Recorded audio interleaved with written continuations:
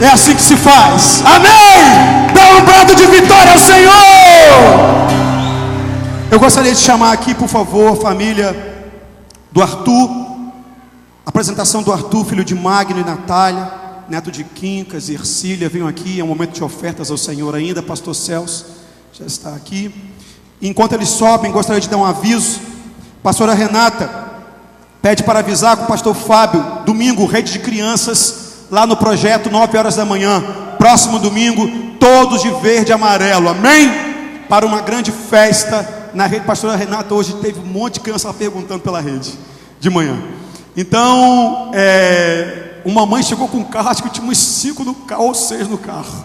Lindo. Então, domingo próximo, rede de crianças, no projeto Todos de Verde e Amarelo. Pastor Sandro, rede, no sábado. Pastor Sandro pede para avisar também no dia 12, a rede de jovens vai assistir o culto, o jogo do Brasil, o jogo do Brasil lá no projeto, dia 12. Pastor Sandro convida para todos assistirem o jogo do Brasil, lá no projeto com eles, amém? Nós gostaríamos de apresentar o Arthur ao Senhor, Pastor Celso, nesse momento, amém? Graças a Deus, queridos. É um momento de muita importância nesse momento. O momento ficou até redundante. Era costume, no meio do povo judeu, apresentar os seus filhos ao Senhor. Inclusive o Senhor Jesus foi apresentado ao 8º dia ao Senhor, ok? Ou melhor, ele foi circuncidado ao 8º dia, e ao 33º dia ele foi apresentado ao Senhor. Essa é uma outra história que a gente pode falar em outro momento. Mas nesse momento, a família vem apresentando o seu filho Arthur, filho de Magno e Natália. Tem um texto que eu gostaria de referendar, Êxodo capítulo 2, versículo 9. Esse texto fala de Moisés. Havia um decreto de morte para todos os meninos, todos que nasciam macho naqueles dias de Faraó, onde a multiplicação tremenda do povo judeu, e Faraó baixou um decreto que todos os machos seriam mortos. E Moisés teve algo especial, que Deus escolheu Moisés. E quando a filha de Faraó acha um menino no rio, ela faz uma declaração muito interessante, que eu queria que os pais, principalmente os pais, pensassem um pouquinho. E disse a filha de Faraó: leva este menino e crie, amor, eu te darei teu salário. E a mulher tomou o menino e criou. Então, uma recompensa para aquele que cria, para aquele que gera, para aquela que dá a luz, ok? Então, a recompensa, mas também há uma responsabilidade para com essa criança que vocês trouxeram ao mundo. Amém? Claro que houve a mão de Deus em preservar, houve um milagre de Deus, nasceu prematuro, não foi isso? Então houve a mão de Deus desde este momento. Inclusive, quando vocês nem sabiam que seriam pais, que ela estava grávida, qual é o nome dela? Já esqueci. Natália, nome da minha filha, inclusive. Que Natália estava grávida, Deus já, como primeiro obstetra, já cuidava dessa criança no ventre de Natália. Ok? Então a mão de Deus já está sobre essa criança desde o ventre. Cumpre agora, vocês pais, auxiliado, claro, pela família, cuidar dessa criança e apresentá-lo como você está fazendo, apresentando ao Senhor, mas continuadamente apresentando os princípios e a palavra do Senhor a essa criança, para que cresça em sua presença, amém? Então vamos orar ao Senhor. Eu gostaria que vocês se colocassem de pé agora e pusesse as mãos para cá, abençoando essa família, abençoando essa criança. Pai querido, nós te louvamos, nós te agradecemos por este momento, Senhor, onde apresentamos o Arthur ao Senhor. Te pedimos que a tua bênção, Senhor, venha sobre Natália e venha sobre o seu pai, Magno, não é isso? Magno, e sobre Arthur, Senhor. Que a bênção do Todo-Poderoso seja liberada, seja estabelecida na vida do Arthur, que ele possa crescer nessa geração como diferencial. Nós queremos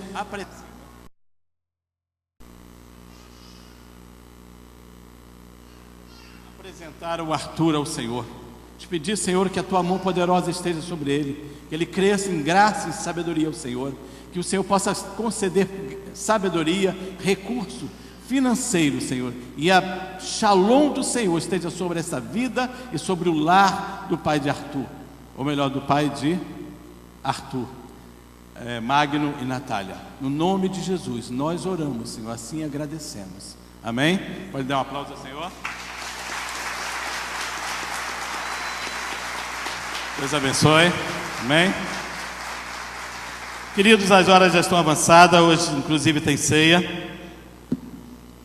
Houve um contratempo e o apóstolo precisou se ausentar indo a Macaé devido ao acidente e à morte súbita do Fernando. E nós precisamos entender isso. Eu até gostei, de certa maneira, de estar ministrando essa noite, porque a gente pode concluir o assunto que a gente começou na semana passada. Ok? Na semana passada estávamos falando sobre a quem emprestei a minha alma. Mas antes eu queria que você pensasse um pouquinho. Gostaria que você pensasse um pouquinho que Deus criou o homem. A Bíblia diz que ao formar o homem, Deus no jardim, Deus soprou o espírito de vida sobre esse homem, e o homem foi feito alma vivente. Amém? O homem foi feito. Então o homem é um ser composto de 3 partes: espírito, alma e corpo. Amém?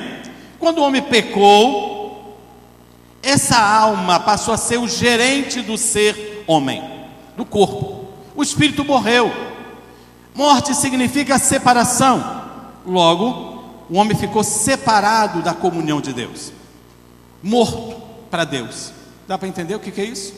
Morto. Logo, quando nascemos, lá nascemos meio morto. Ou seja, no espírito estamos mortos. E precisamos da graça de Deus, precisamos ter um encontro com Jesus. Para quê? Para que a gente possa ganhar vida no nosso espírito e nascer de novo. É isso que a Bíblia chama de novo nascimento. Ok? Logo, esse homem precisa de Deus, precisa de Jesus. Todos nós precisamos. O homem pecou, e com o pecado entrou a miséria no mundo, entrou a morte no mundo, entrou a dor, as doenças, etc. A Bíblia chama isso de maldição da lei. Mas tem uma solução. Fala para o seu irmão, tem uma solução. Gostaria de que você abrisse a sua Bíblia na carta de Paulo aos Efésios, capítulo 5. É uma recomendação nesse contexto.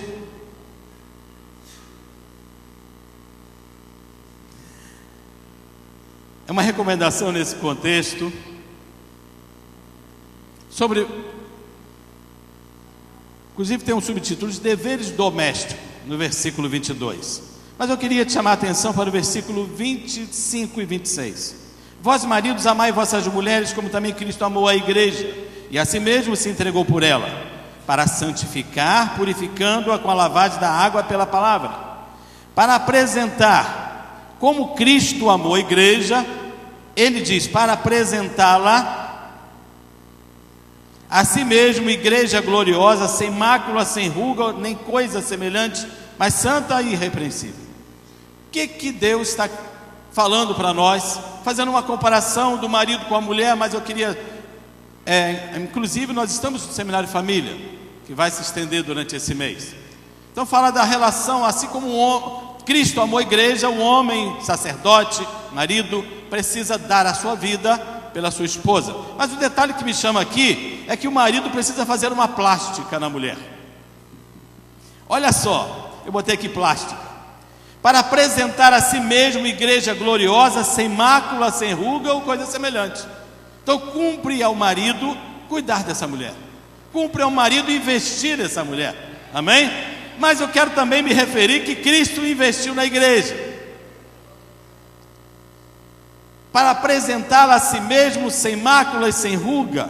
Logo nos faz entender que existem máculas, existem rugas. E essas máculas, essas rugas estão aonde? Na nossa alma. O que é a alma? A alma é responsável pelo sentimento, vontade, emoções, tudo isso está no âmbito da alma. A alma é a razão, a alma é o psique. Quem estuda psicologia, estuda o psique, a mente do homem. Isso é a alma. Existem muitos crentes almáticos. A maioria de nós, crentes e não crentes, somos almáticos. Vivemos em função da alma. Vivemos respondendo os reflexos da alma. Vivemos em prol da alma. Mas o que devemos estar presos a isso? O que precisamos fazer? Eu coloquei assim algo interessante aqui para mim, né? Há crentes que ainda são crentes de alma, almáticos. Pessoas que passaram pelo novo nascimento, foram regeneradas no espírito, mas que ainda são carnais em muitas atitudes, continuam atadas, presa à carne, presa pela sua alma. A alma tem sido um instrumento pela qual, através da qual, muitos estamos presos. Em algumas áreas, precisamos rever, fazer uma revisão na nossa alma, amém? Como está? Pergunte para o seu irmão, como está a sua alma? Observa, portanto, que a minha fé não pode estar dependendo do meu estado de alma. Fé é uma coisa, estado de alma é outra. Sentimento, emoção e vontade é outra coisa. Ok? A fé de muitos amados estão diretamente ligada à sua alma. Logo, eles são crentes da alma, ao seu bom ou mau humor. Hoje eu não estou legal, eu estou mal. Hoje eu acordei com o pé esquerdo. Já viu essa frase? Tem muita gente que só vive acordando com o pé esquerdo. Aí só vive triste. Precisa de algo acontecer na sua vida, porque ele só vive triste. A Bíblia diz que a alegria do Senhor a nossa força é. Então eu preciso rever conceitos na minha vida, para que eu não viva mais em função da minha alma. Aí a pergunta é: a quem você emprestou a sua alma? Fomos levantados como líderes de família, sacerdotes de famílias, assumimos a responsabilidade de casamento, e alguns há que ainda levam susto, depois vem a conta de luz, de água, e muitos ainda não estão preparados para essas coisas, porque não foram criados adequadamente, são cercados pelos pais de tal maneira que não passam responsabilidade para os seus filhos. E nós precisamos rever conceitos também aí, como estamos criando os nossos filhos. Então, muitos somos levantados líderes de família, líderes da igreja às vezes, mas não estamos disciplinados a dominar a nossa alma. Então fale para você: a minha alma precisa de disciplina. Amém? Você pode estar perguntando, o que é alma? Eu já dei uma introduçãozinha do que seria alma. Temos que ministrar pessoas como os líderes, e como chefe de família, sacerdote de família, temos que ministrar aos nossos filhos em determinadas situações e áreas que às vezes nós mesmos não estamos bem resolvidos. Às vezes somos convidados para o gabinete, e o discípulo, por exemplo, vai nos mostrar situações, ou nos expor situações que existe um problema ainda em nós, e nós precisamos estar resolvidos, amém? Não estamos presos na alma. Por exemplo, às vezes não somos submissos, e o problema que a gente vai tratar com o filho, com o discípulo, é de insubmissão. Não somos obedientes, temos que ministrar obediência aos nossos filhos, ou reivindicar deles, ao nosso discípulo. Às vezes temos cobiça.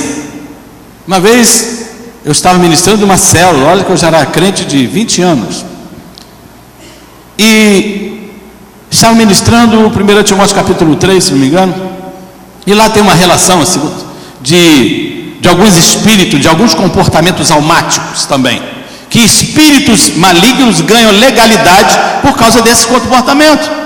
Você sabia, e foi falado aqui na sexta-feira, Salmo 115:16 diz: os céus são os céus do Senhor, mas a terra deu ele aos filhos dos homens. Logo, você e eu somos responsáveis pela terra, amém?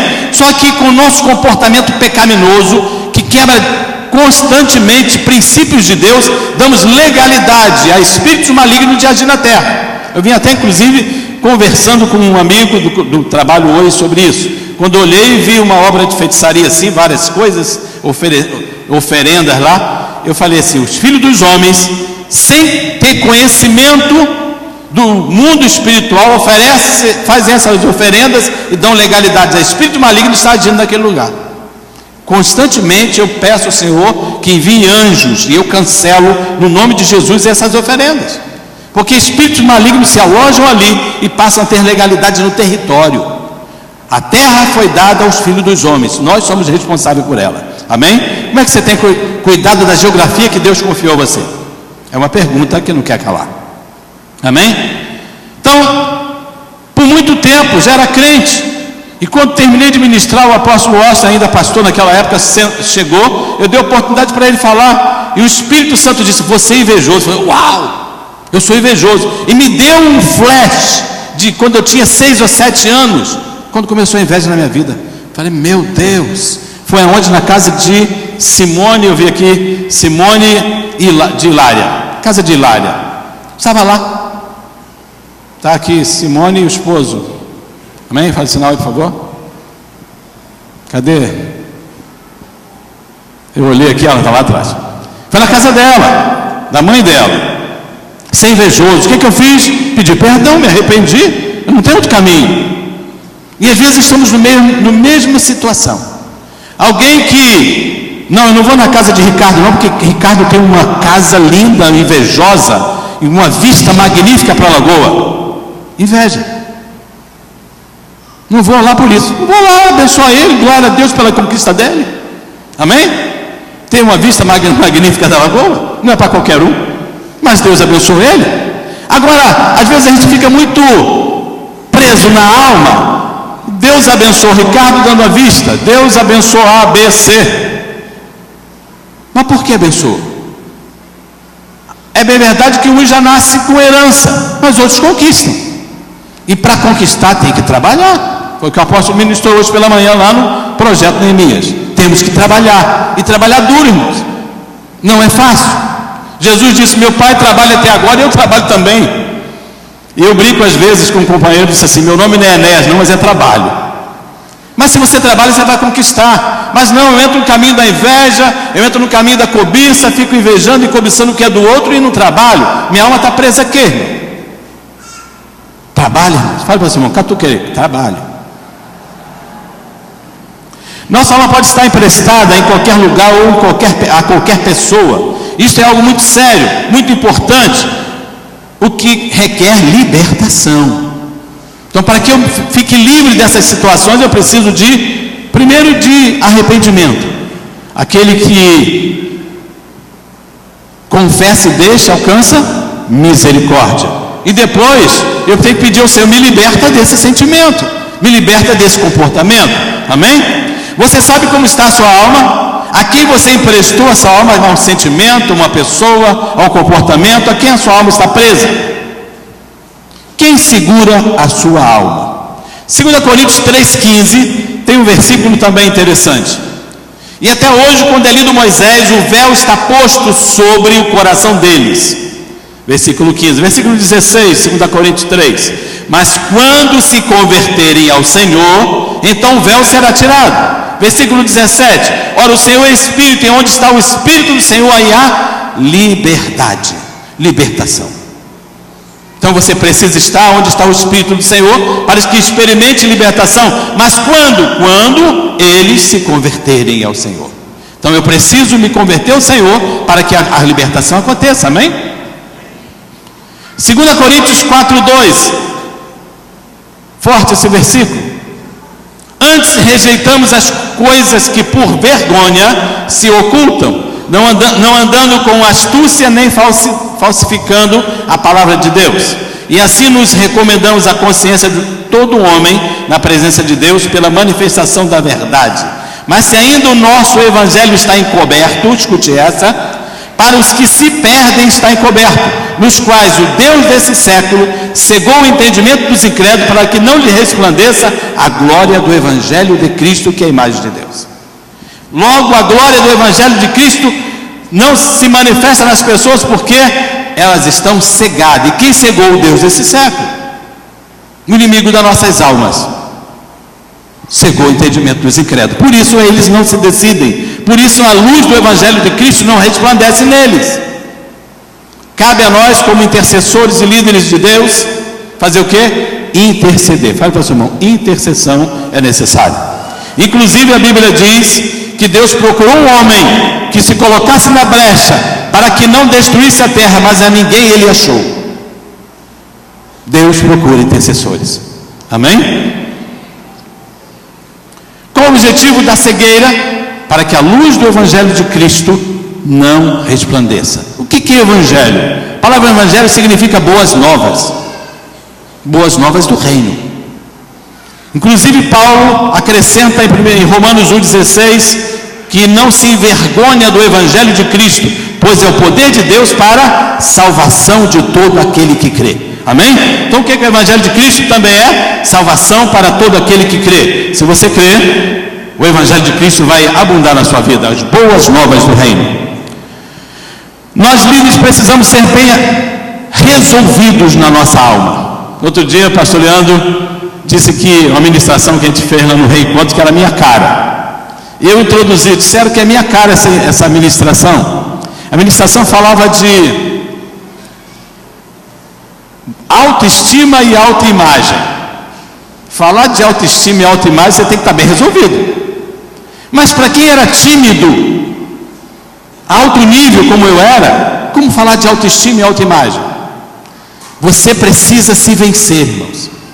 Segundo, você precisa ter consciência de quem você é em Deus.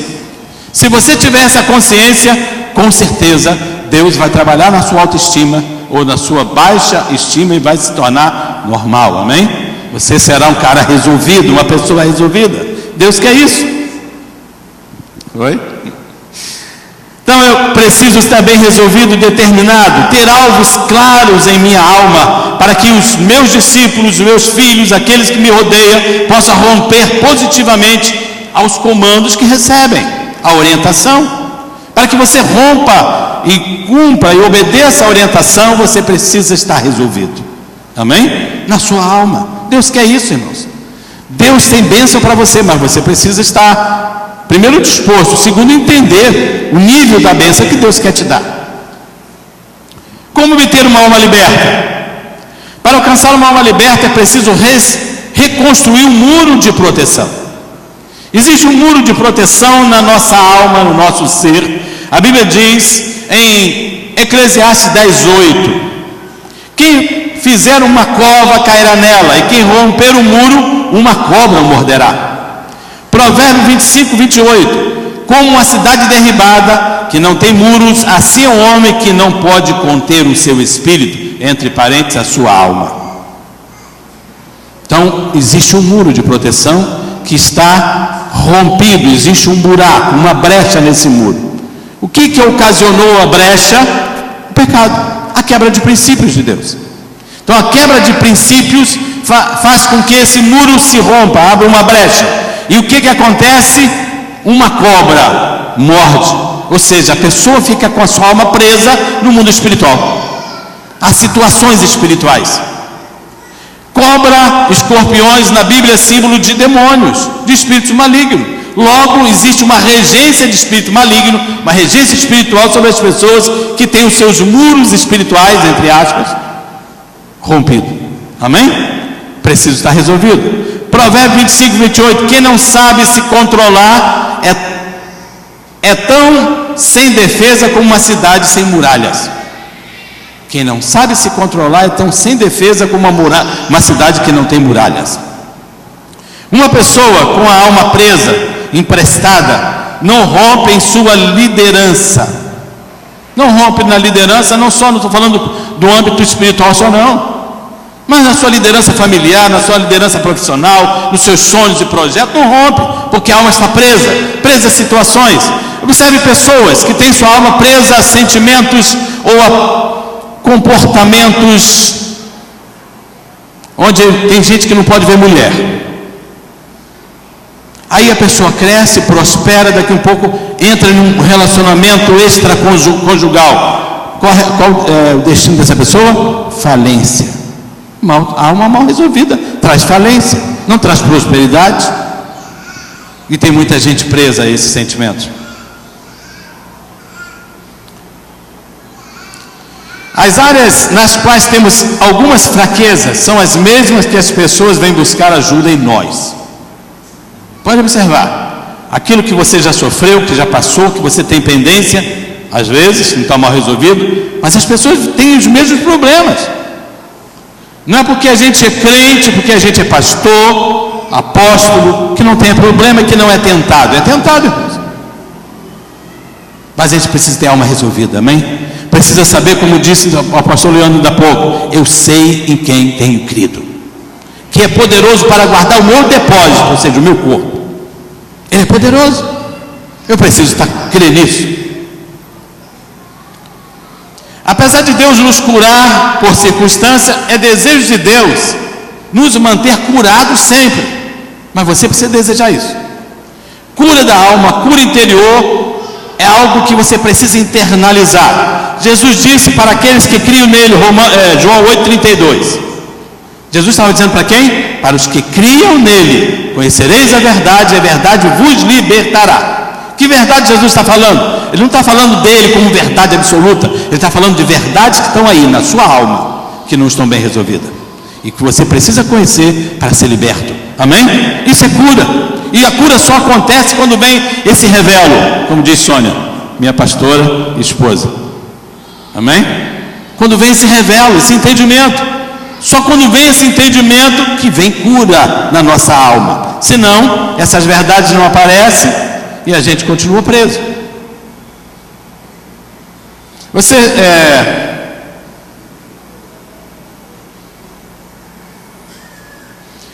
Quantas vezes nós viemos para o culto como hoje, cantamos, adoramos aqui, e o peso da glória, eu tenho medo dessa música.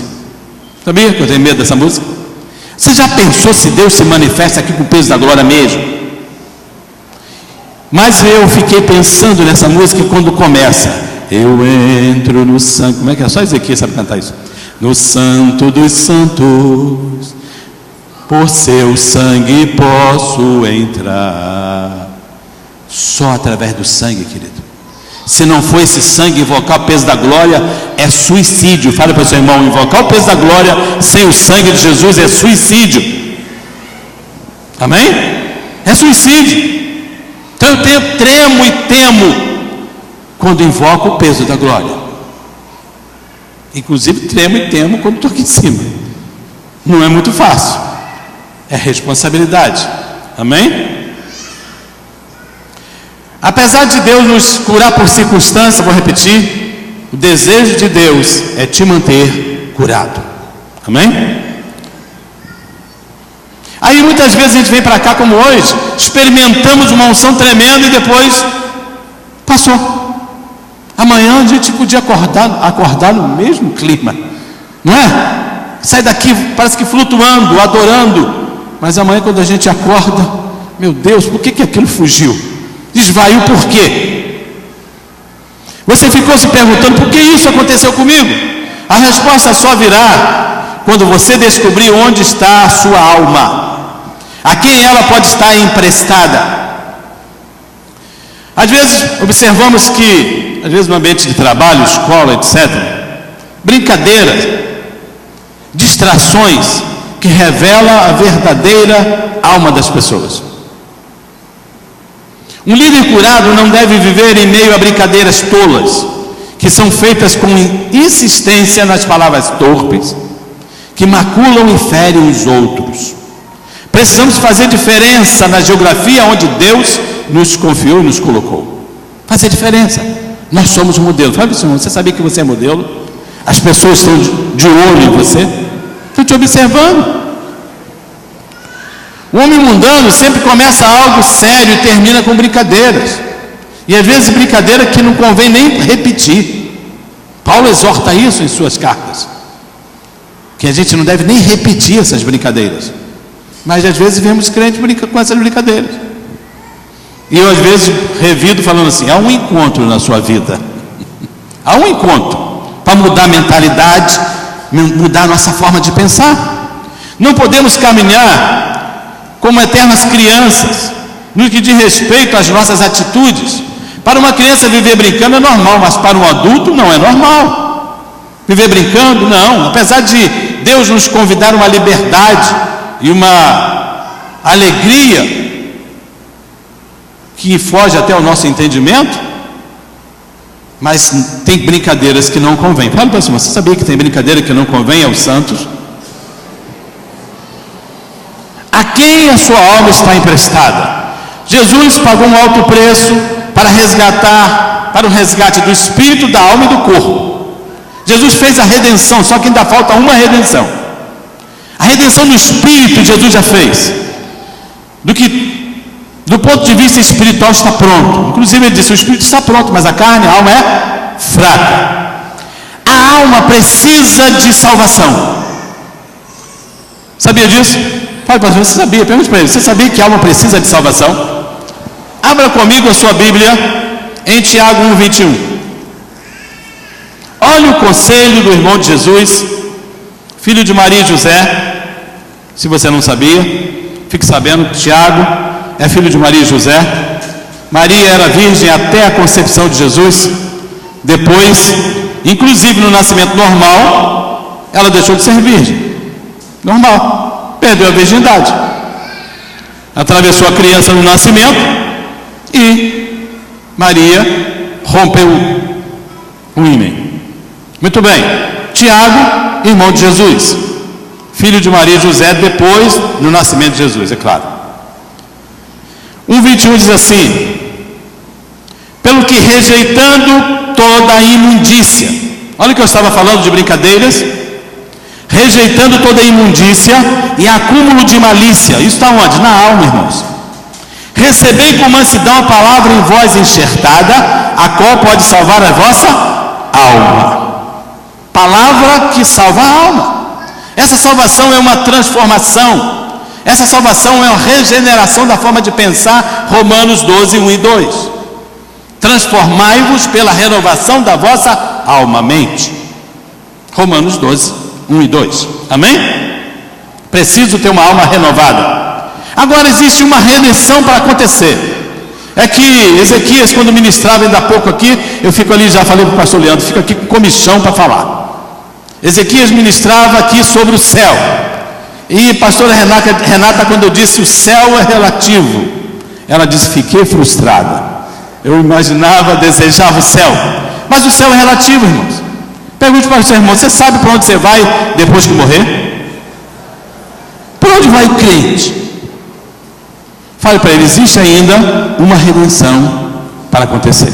E a redenção, segundo Romanos 8, é a redenção do corpo. Falta acontecer. Para que a gente experimente a plena salvação, falta a redenção do corpo. E a redenção do corpo só se dará por ocasião da segunda vinda de Jesus. Porém, a segunda vinda de Jesus está dividida em duas etapas. A primeira etapa, para buscar a sua igreja, são os salvos que compõem a igreja de Jesus, que irão experimentar a redenção do corpo. Então a primeira etapa da segunda vinda de Jesus é para buscar a igreja. 1 Tessalonicenses 4:13 fala sobre o assunto, fala do arrebatamento. Inclusive na questão de morte, perda de entes queridos, a gente fica triste mesmo. É uma perda que está acontecendo ali, uma cisão. Uma pessoa foi ceifada da família, isso não tem palavras para expressar essa dor nesse momento. Mas Paulo diz em 1 Tessalonicenses 4:13: não quero, irmãos, porém, que sejais ignorantes acerca dos que dormem, porque o mesmo Jesus descerá do céu com alarido e com trombeta de Deus, e os que morreram em Cristo ressuscitarão primeiro. E nós, os que estivermos vivos, seremos transformados e juntos subiremos ao encontro do Senhor nos ares. Mortos ressurretos, que morreram em Cristo, e nós, salvos, transformados, subiremos juntos ao encontro do Senhor nos ares. Para onde? Para o céu, Ezequias? Para a região celeste, um local chamado Tribunal de Cristo, onde as nossas obras, não mais nós, mas as nossas obras serão julgadas. O crente será julgado? Não, mas as obras dele serão. O que você tem feito para Jesus? Você tem sido modelo para influenciar essa geração? Se você tem sido modelo, isso é uma obra. Isso você está fazendo algo para Deus, ok? Então isso será, esse comportamento seu aqui será julgado lá, porque o crente já foi julgado. Existe aí alguns juízos. Isso é um pano para manga que dá, né? Um assunto para mais de metro. Mas aí o que a gente precisa? Existe um autojuízo. Inclusive hoje é dia de ceia. É nesse momento que a Bíblia fala em 1 Coríntios, capítulo 11, versículo 21, 23 a seguir. O autojuízo. Isso, se nós julgássemos a nós mesmos, não seríamos julgados, diz o texto. Esse é o autojuízo. Mas o crente será julgado? Não, as obras sim. O crente foi julgado aonde? Na pessoa de Jesus. Ele foi o teu substituto. Pergunta para você, mas você sabia que Cristo te substituiu no juízo? Ele pagou o preço por você? Era nós que merecíamos a cruz e ele que foi para a cruz? Era nós. Mas ele substituiu-nos na cruz. Isso é morte vicária, morte substitutiva. Ele nos substituiu. Amém? Então nós não seremos mais julgados, mas nas nossas obras sim. Aí no tribunal de Cristo, que é na região celeste, a igreja de Jesus estará lá. E na terra? Pergunte para você, o que vai estar acontecendo na terra? Na terra, juízo. As taças, as trombetas de Apocalipse vão começar sendo derramadas na terra. Porém, um período que vai acontecer chama-se de falsa paz. Falsa paz. O anticristo vai reinar. Um governo mundial, que a Bíblia chama de anticristo, a besta, o falso e o falso profeta, são dois personagens. Pense comigo um pouquinho. Fala-se muito de ufologia. Seres extraterrestres, não fala disso? Eu era pesquisador dessas coisas quando eu não conhecia Jesus. Ficava lendo essas coisas, gostava muito disso. Então existe essa ideia de seres extraterrestres. O que o diabo, entre aspas, quer? Ele quer só que você entenda e creia nisso. Porque quando aconteceu o arrebatamento, quando Jesus vier buscar a sua igreja, milhares de crentes desaparecerão da terra. O computador mundial no anticristo vai tentar descobrir o que aconteceu. Quem eram eles? Religiosos. Entra em cena a segunda besta, que é o falso profeta, para estabelecer a religião mundial, o ecumenismo até pregado pela igreja romana. Vai ser estabelecido aí. A igreja mundial. A igreja, a união de todas as igrejas, a igreja ecumênica, governada pela segunda besta, que é chamado de falso profeta. Porque detectou-se que milhares de pessoas desapareceram. É isso. E qual vai ser o argumento do inimigo? Ou através do anticristo, utilizando milhares de pessoas levadas por seres extraterrestres. Só isso. É a ideia que ele quer. Ok? E todo mundo vai acreditar. Claro que foi pelos anjos, pelo Espírito Santo, que não são terrestres. Tudo bem, está certo. Ok? Milhares de pessoas levadas por eles, pelos anjos do Senhor. Seremos arrebatados, subiremos ao encontro do Senhor nos ares. Depois desse período, que a Bíblia chama de falsa paz, que vai durar 3 anos e meio, não é bem um assunto, não, eu estou fugindo dele. Vai durar 3 anos e meio. O que vai acontecer? Na terra, falsa paz. Vai ser estabelecido a paz, inclusive no Oriente Médio. A gente não ora o salmo que diz: haja paz em Jerusalém? Essa paz só vai acontecer durante o milênio, não vai ser agora, mas vai vir um período de falsa paz, que inclusive os judeus, que não fazem aliança com ninguém, vai fazer aliança com esse homem que vai dar solução a todos os problemas, inclusive o problema de guerrilha, de guerras no Oriente Médio. Inclusive vai construir o templo dos judeus, esperado e anelado pelos os judeus ortodoxos. Eu não sei se você sabe, querido, já tem pessoas treinadas, sacerdotes treinados para estabelecer o ofício nesse templo. Todavia, no momento da inauguração desse templo, esse anticristo vai mostrar suas unhas. Ele vai mostrar quem ele é. Ele vai pegar uma imagem dele mesmo e colocar nesse templo para ser adorado. Aí Jesus fala da abominação desoladora que falou do profeta Daniel, que vai estar no lugar santo. Os judeus vão romper o tratado, a aliança com ele. E o que vai acontecer? Perseguição. Aí se inicia o que chama a Bíblia de grande tribulação, que é o segundo período. No primeiro período, a igreja onde? Tribunal de Cristo. As obras estão sendo julgadas, os galardões estão sendo repartidos por aqueles que trabalharam em prol do reino de Deus. Depois desse período, a igreja vai para as bodas do Cordeiro, falada pelo futuro pastor Ezequias. Amém? As bodas do Cordeiro, que é o casamento da igreja com o noivo, com Cristo. No segundo 3 anos e meio. Não sei se você sabe, é outro assunto que eu falo na escola de líderes. Se você não foi para a escola de líderes, fale para o seu irmão, vá para a escola de líderes, ok? Se ainda não foi. Eu falo na escola de líderes sobre uma introdução à escatologia. E no segundo período, isso fala de uma última semana. Existe uma profecia de Daniel 9, 24 a 27, que fala de 70 semanas de Daniel. 69 semanas já se cumpriram, falta se cumprir uma, que é a 70ª semana. Essa semana não é semana de dias, sim semana de anos. Logo são 7 anos. Os primeiros 3 anos e meio, falsa paz. A igreja está onde? Tribunal de Cristo. O segundo 3 anos e meio dessa semana, que falta se cumprir, a igreja vai estar onde? Vai para as bodas do Cordeiro, do casamento. Na terra, juízo apocalíptico vai acontecer na terra. As pessoas continuam, inclusive as nações inimigas de Israel vão cercar Israel nesse momento, e vai acontecer o terceiro conflito mundial, onde Malaquias, Zacarias profetiza isso. Diz que as pálpebras dos homens cairão estando eles em pé. O que é isso senão um conflito nuclear? Pode observar isso. Terceiro conflito mundial está lá. Tudo narrado por Zacarias e Malaquias. Zacarias, ok?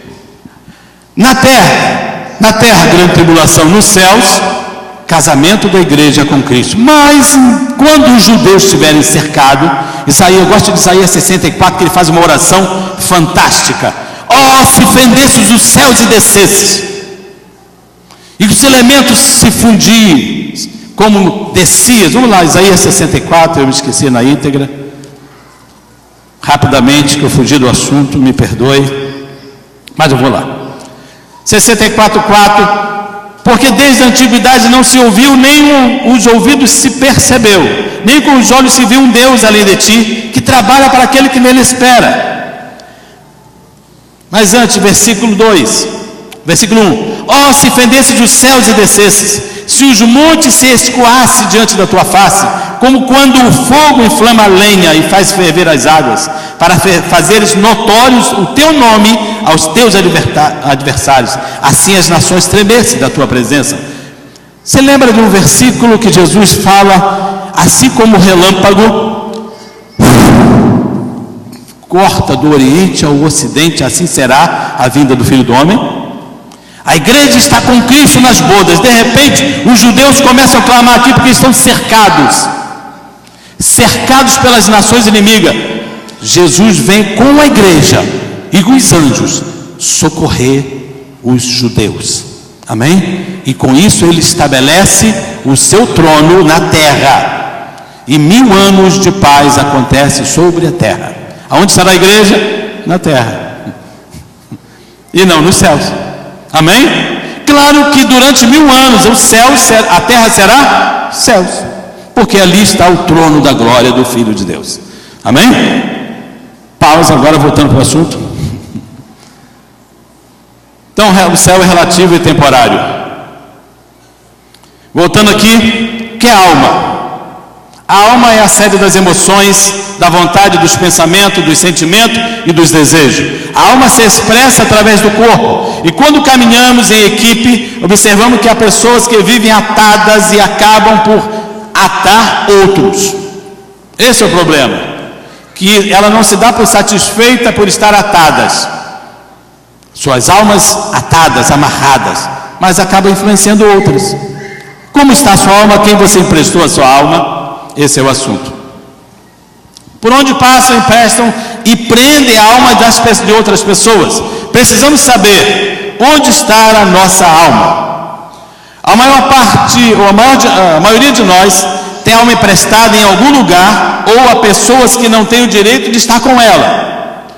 Você já experimentou colar 2 papéis coloridos, um verde e um branco? Cola, deixa secar e depois tenta separá-los. Parte do papel verde fica no branco e parte do branco no verde. É assim que funciona? Quando você tem um relacionamento com uma pessoa, relacionamento conjugal ou sexual, a sua alma fica atada dela e a ela da tua.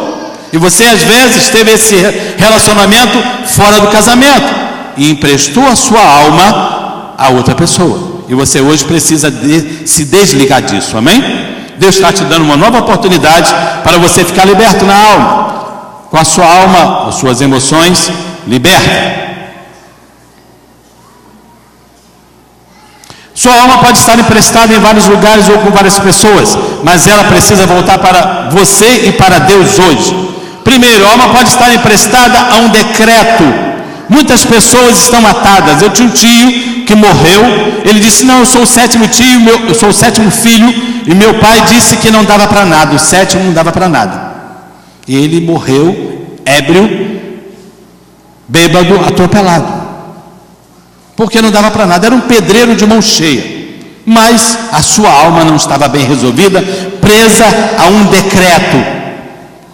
Pais que não conhecem a Jesus e nem os princípios de Deus ficam liberando palavras malditas sobre seus filhos. Por exemplo, você nunca vai vencer na vida, você não vai ser ninguém, você é um burro, mariquinha, coisas assim que a gente ouve pais falando dos filhos. Esses decretos, quando liberados, ficam armazenados na alma. Em um determinado momento é como se eles fossem ativados novamente. Ou seja, a pessoa está presa, atadas a esse decreto. Duas pessoas podem pegar um decreto liberado: Deus ou o diabo. Duas pessoas. Se o decreto é de Deus, ele vai se cumprir na sua vida, que Deus vai trabalhar para isso. Mas se o decreto não tem princípios de Deus, o diabo vai pegar isso. Ok? Segundo, a alma pode estar emprestada a uma pessoa. Cuidado com as alianças com as pessoas que queremos ajudar, mas que não querem mudança. Sua alma pode ficar associada à alma dessa pessoa. Cuidado com as alianças, senão você fica preso às alianças. Ajudar pessoas em situações que não vencemos resulta em não conseguirmos detectar a regência ou não conseguirmos a libertação que precisamos. Nós já tivemos experiência, eu e Sônia, de atender um casal lá em casa. E o casal, depois de ser ministrado, eu e Sônia começamos a discutir. Eu falei: para, o que houve? Um espírito maligno que estava atacando aquele casal passou a nos atacar. Graças a Deus que tivemos a sensibilidade de perceber isso. E oramos e repreendemos aquele espírito maligno. Cuidado com alianças. Você quer ajudar, mas você precisa ter estratégias, amém? Hoje, sabendo desses detalhes, a gente ora colocando nossos sonhos, casamento, filhos, debaixo da cobertura do sangue de Jesus. Depois a gente ministra libertação, cura e etc. Terceiro, a alma pode estar emprestada a um sentimento. Há marcas no passado que ainda não foram esquecidas, e quando você permanecer ligado a estas marcas ou sentimentos, sua alma ficará emprestada a traumas. Todo trauma é uma porta aberta para a entrada de espíritos malignos. Traumas escravizam a alma. Confiamos nossos sentimentos a pessoas erradas e descobrimos que fizemos a escolha errada. Pessoas que casaram, não tiveram orientação do pai, a bênção do pai, do sacerdote, entram debaixo da aliança, lá na frente descobrem: meu Deus, o que eu fiz? Com quem eu casei? Tem muitas pessoas assim. Quarto, eu estou correndo. A alma pode estar emprestada a uma lembrança. Situações que trouxeram lembranças tristes com os pais, com familiares, etc. A alma pode estar presa a essa situação. A quem você tem emprestado ou emprestou a sua alma? Quinto e penúltimo, a alma pode estar emprestada a uma palavra recebida. Já foi falado, por exemplo, dos pais. E sexto, a alma pode estar emprestada a alianças. História de Pedro e Maria, por exemplo, dois nomes fictícios. Um fica preso ao outro pelo pecado cometido. Primeira relação, um fica preso ao outro. Quando confessamos nossa culpa ou soltamos a nossa alma de um passado, deixamos de ser escravos. Sempre existirá alguém querendo manipular a nossa alma, amarrá-la, prendê-la para nos chantagear. Conhece a história de Pedro e Maria? É o nome, dois nomes fictícios aqui. Maria viu Pedro brincar com o ganso do vovô e esse ganso morreu. E ele escondeu o ganso tal.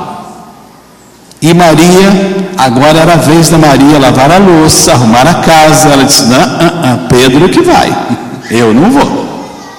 Pedro arruma a casa. Ele, com medo que o avô descobrisse que ele tinha matado o ganso, ele começou a ficar na mão de Maria. Isso é apenas uma história. Mas quantas pessoas estão presas ao pecado, a um acidente que aconteceu, o ganso morreu, e as pessoas estão presas. Eu não sei quem você está preso, não sei qual o pecado que está escondido na sua alma que precisa ser confessado. Existe, a Bíblia diz em Tiago, inclusive o próprio Tiago diz isso: confessai as vossas culpas uns com os outros para serdes curados. Culpa não é pecado, é um sentimento que te prende a uma situação no passado e você precisa de libertação, amém? Hoje é o dia propício. Ficamos presos nas relações sexuais ilícitas que praticamos no passado. Espírito de luxúria nos ronda, uma visitação maligna, querendo se fortalecer e estabelecer uma prisão. Espírito de luxúria. Quantos estão presos? Aqui na igreja, nas igrejas de Jesus. Por isso que eu li aquele texto, sem mácula, sem ruga ou coisa semelhante. O Espírito de Deus, nesses últimos dias, que a igreja de Cristo vive na face da terra, está trabalhando para que essa igreja seja apresentada ao noivo, sem mácula, sem ruga ou coisa semelhante. E essas máculas são coisas que maculam a nossa alma, coisas que por acidente ou por situações diversas nos prendem até hoje. É quem você emprestou ou a quem a sua alma está presa? Essa é a pergunta que não quer calar. Ezequiel 6:9: por causa do vosso coração corrompido e dos olhos que se corromperam, serão levados ao cativeiro e terão nojo de si mesmo, por causa da maldade que fizeram em todas as suas abominações. Então, situações que aconteceram e nos prendem. E às vezes lembramos e temos vergonha. Não estamos curados ainda. Precisamos de cura. E hoje à noite oportuna, amém? Para terminar, a alma pode estar presa ou emprestada a hedonismo. O que é hedonismo? É colocar o prazer como um bem supremo, como um estilo de vida. O hedonismo nos impulsiona a satisfazer a carne, a alma, de maneira de vestir, de comer, de se comunicar, de se exibir. Está presa aos prazeres. Nunca facilite o caminho do hedonismo para alimentar o sentimento da autopromoção. Seja um mordomo, um administrador de sua alma. Cuide bem dela e não sirva ou ofereça a qualquer pessoa a sua alma. Amém? Tem uma história que eu quero terminar com ela, Lucas 12:20. A seguir, que fala da história de um homem que é um exemplo claro do hedonismo. Tudo que ele preparava era para o seu próprio deleite. O seu projeto era voltado para o seu próprio prazer. Vamos ler esse texto, Lucas 12:16-21. E propôs-lhe Jesus uma parábola dizendo: a herdade de um homem, ou seja, a propriedade de um homem rico, tinha produzido com abundância. E arrazoava ele entre si, dizendo: que farei? Não tenho onde recolher os meus frutos. E disse ele: farei isto, derrubarei o meu celeiro, edificarei outros maiores, e ali recolherei todas as minhas novidades e os meus bens. E direi à minha alma: alma, tens em depósito muitos bens para muitos anos.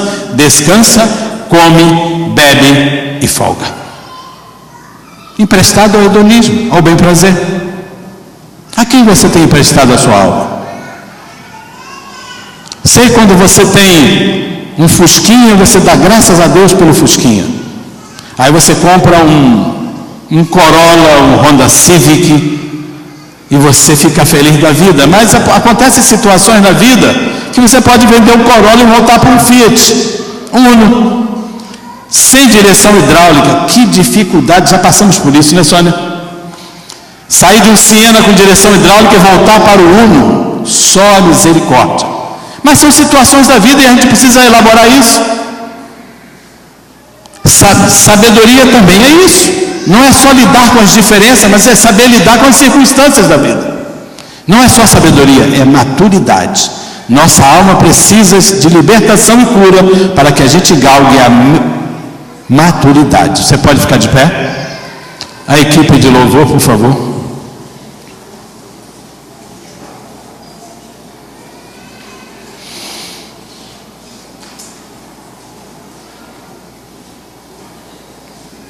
Deus nessa noite quer que você resgate a sua alma e entregue para Ele. Deus quer cuidar da sua alma. Amém? Tem um cântico. Inclusive hoje é noite de ceia. E na noite de ceia, eu falei ainda há pouco, 1 Coríntios capítulo 11, versículo 21 a seguir, fala de um autoexame. Examine-se, pois, o homem a si mesmo. Então, coma desse pão e beba do cálice. O pão representa o corpo de Jesus que foi dilacerado por mim e por você. O cálice, o vinho, representa o sangue dele. Quando a gente come o pão e bebe o vinho, a gente não está comendo o corpo de Jesus, nem tomando o sangue, mas simbolicamente, sim.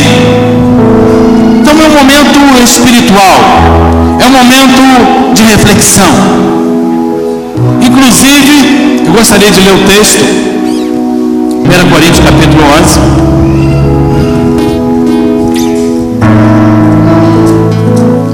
Não é como chamam os romanos de transubstanciação. Não se transforma nesse momento o pão em corpo, nem o vinho em sangue, mas é um simbolismo. O pão representa o corpo, e o sangue, e o vinho representa o sangue. O pão nos alimenta, e nós precisamos disso constantemente. Está participando da ceia para nosso alimento espiritual. Mas o vinho fala do sangue. E o sangue, a Bíblia diz que nos purifica de todo pecado. 1 João 1,7 diz: se dissermos que não temos pecado, enganamos a nós mesmos. 1,7 diz: se andarmos na luz como Ele na luz está, temos comunhão uns com os outros. O sangue de Jesus Cristo, seu Filho, nos purifica de todo pecado. Então eu preciso de estar debaixo desse sangue. Eu preciso entender as verdades espirituais que está na ceia. Por isso a Bíblia diz para não comermos, não participarmos da ceia sem antes discernirmos o corpo de Cristo. Eu preciso de discernimento. Vamos ler o texto. 1 Coríntios 11, 21, 23. Diz o apóstolo Paulo: porque eu recebi do Senhor que também vos ensinei, que o Senhor Jesus, na noite que foi traído, tomou pão, e tendo dado graça, partiu disso: tomai e comei, isto é o meu corpo que é partido por vós, fazer isto em memória de mim. Logo é um memorial que a gente faz na ceia, lembrando da morte de Jesus. Semelhantemente, também depois de cear, tomou o cálice, dizendo: este cálice é um novo testamento no meu sangue, fazei isto todas as vezes que beberdes em memória de mim. Porque todas as vezes que comerdes este pão e beberdes este cálice, anunciai a morte do Senhor até que Ele venha. O que eu aprendo com isso? Quando eu participo da ceia, entendendo as verdades espirituais da ceia do Senhor, eu estou publicando. E para isso você precisa, que nos visita nessa noite, entender isso. Quando eu participo da ceia, eu estou publicando: Jesus morreu por mim. E ainda estou fazendo uma outra publicação: Ele vai voltar.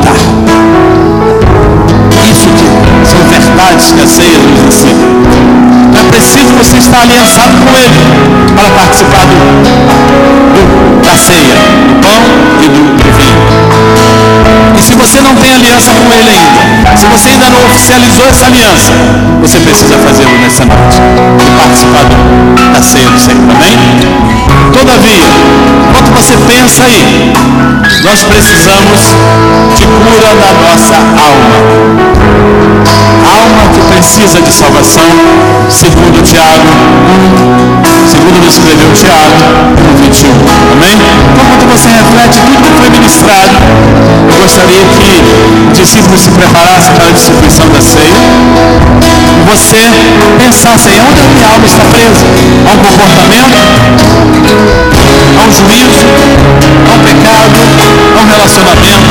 A uma palavra que meus pais liberaram sobre minha vida, professores e líderes? A quem a minha alma está emprestada ou atada? Amém? Pense nisso e já vamos orar para você.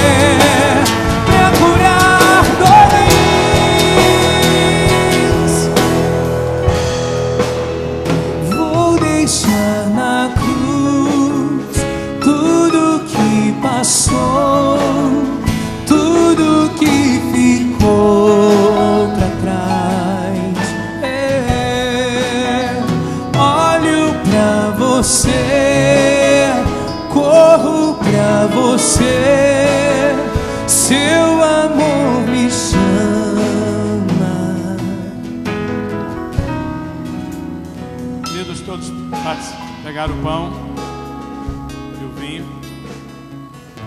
Tem alguém faltando aí, dê um sinal para a gente ministrar sobre vocês o pão e o vinho. A quem me emprestei a minha alma? Queria que você fechasse seus olhos, colocasse-se diante do Senhor nesta noite. Pai querido, nós te louvamos, Senhor, pela oportunidade de estar aqui ministrando a tua palavra. Te pedimos nesta hora, Senhor, que teus filhos que aqui estão, que receberam esta palavra, possam experimentar a cura do Senhor, meu Deus. Eu não sei em que situação ou a quem a alma dos seus filhos estão presas, mas sei que tu és poderoso para solucionar qualquer problema, para trazer libertação, pois a tua palavra diz: se o Filho nos libertar, verdadeiramente seremos livres. Eu quero te pedir, Senhor, agora, que as almas, os sentimentos, emoções e vontade dos seus filhos sejam liberados agora de toda e qualquer situação. Que comportamentos, pecados, relacionamentos do passado possam agora, Senhor, ser devolvida a parte da alma que cabe a cada um, Senhor, tanto aos seus filhos como àqueles a quem eles se relacionaram. Nós te pedimos que haja agora um romper do Senhor na vida dos seus filhos, que eles desfrutam, Senhor, ou melhor, desfrutem de plena libertação, como diz a tua palavra: onde há o Espírito, onde está o Espírito do Senhor, aí há liberdade. Que isso seja uma verdade na vida de cada um, Senhor. E nesse momento também oramos, Senhor, e abençoamos o vinho e o pão que representa o teu sangue e o teu corpo. No nome de Jesus, que esse vinho que representa o teu sangue, ao entrar no nosso organismo, tornemos um com o Senhor e possamos ter vida abundante, como diz a tua palavra. No nome de Jesus, nós oramos pelo pão e o vinho, abençoando e declarando: comei e bebei, em nome de Jesus.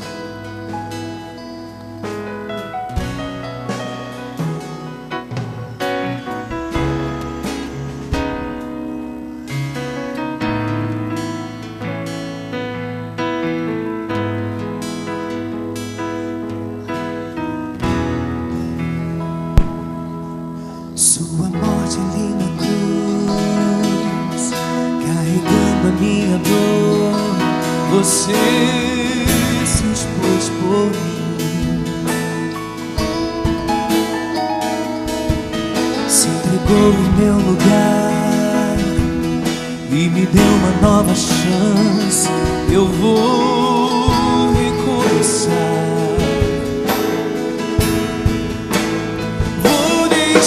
Na cruz, tudo que passou, tudo que ficou pra trás. Declara essa canção. Olho pra você, corro pra você, seu amor me chama. Diga: eu dependo desse amor. Eu dependo desse amor, do seu amor. Mais que tudo, Senhor, eu confio que esse amor tem poder pra curar dores. Diga: vou deixar na cruz. Vou deixar na cruz tudo que passou, tudo que ficou pra trás. Olho pra você, olho pra você, corro pra você, seu amor me chama. Segura a mão da pessoa que está do seu lado. Isso, dê a mão à pessoa que está do seu lado. Isso, em nome de Jesus. Segura a mão aí da pessoa. Amém, pode fechar os corredores se você desejar. Eu quero orar por você. Encerrando nessa ministração dessa noite. Amém? Está segurando a pessoa? Está junto com ela aí?